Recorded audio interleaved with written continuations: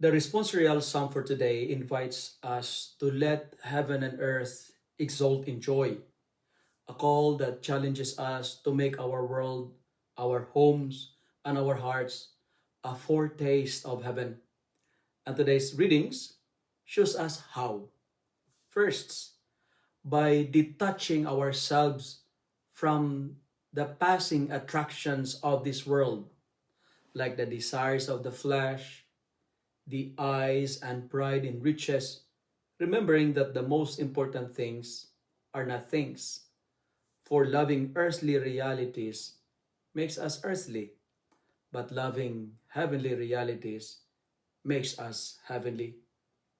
Since heaven can only be inherited by one who already carries heaven within the soul, so continue to think heavenly things.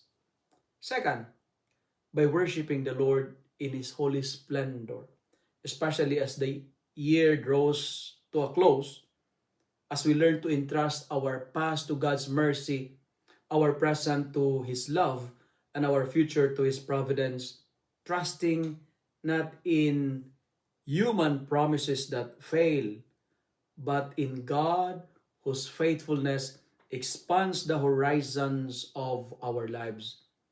And finally, by imitating the prophetess Anna in our gospel for today, who never left the temple, recognizing that the temple, our place of prayer and communion with God, is the source of blessing, is a source of strength and direction, where we are never truly lost.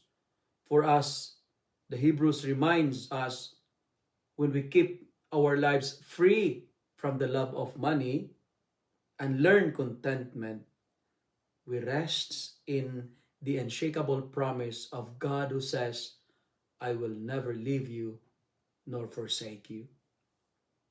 If you love and like this reflection, kindly share it with your friends, share it with your family, make the Word of God viral so that many will be blessed.